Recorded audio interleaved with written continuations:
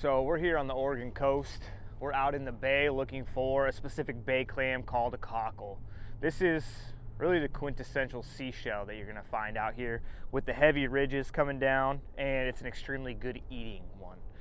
They are found here in the bay, so farther up in these muddy or sandy environments. In order to find them, you don't use a shovel, but you use a rake. As you can see, I'm just using a standard steel toe garden rake that you can find at literally any hardware store. And all you need to do is go to myodfw.com and find a map where these are going to exist. Do your research ahead of time, and that's really going to shorten your scouting window. Now, I've never been to this bay particularly, so we had to come out and scout it just like any ordinary person would. And in doing that, we walked around, rake up a few areas, which, as you can see, is just these short 2.5, 3 foot rakes through the sand like this until you hit one. And we stopped in this spot because somewhere in here, you can hear that rock sound. And that rock sound wasn't a rock. In this case, it was a cockle. And so in that case, this rake's just gonna pop it up and you can pull it out right there.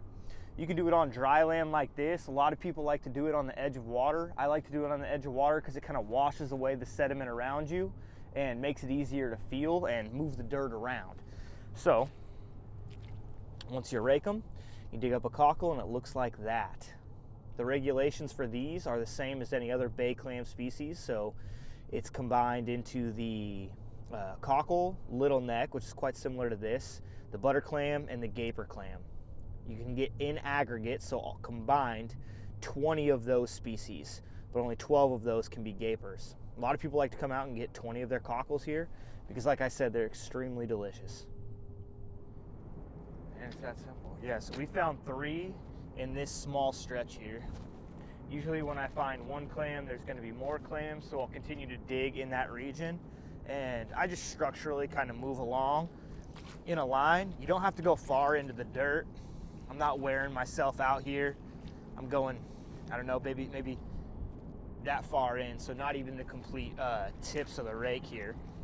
Pulling, and then you feel something that feels like a shell. Now sometimes it's going to be an old dead shell, so you'll get kind of that false positive when you feel it.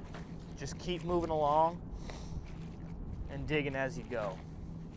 What you don't want to do is do this in the eelgrass beds and destroy that habitat. They like this nice muddy stuff, so stick to these muddy environments. And I'll probably just start moving back here. And if you don't find any for a while, just move on to a different spot. Now, cockles aren't traditionally found by their show, but the first one we found in this region, we actually did see spit water up into the air. Came over here, tested this spot, and we found 3 cockles in this location so far, so they can be found that way. Cockles on the way out, I was advised to come to this spot because they just sit on the surface out here. Oftentimes you can find a cockle just laying out on top of the surface, and so you can walk up and pick it up. I imagine we'll find one of those today as we continue to look through these areas. Yeah, so we've been walking out here for about 30 minutes now, and we were promised easy pickings out here on the bay, that cockles would just be sitting right on top. And here you go. We have a cockle that we found sitting right on top. So we're gonna try to dig this area and see potentially if we can't find more in this spot. And we found one. I couldn't let it be in this spot. I knew there was more. One's a little smaller, but it's super pretty.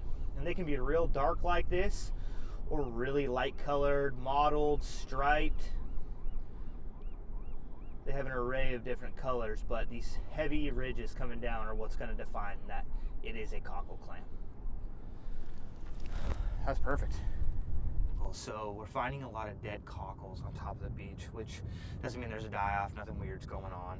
It's just a natural process out here. You can tell they're dead because there's nothing in it, because they open up.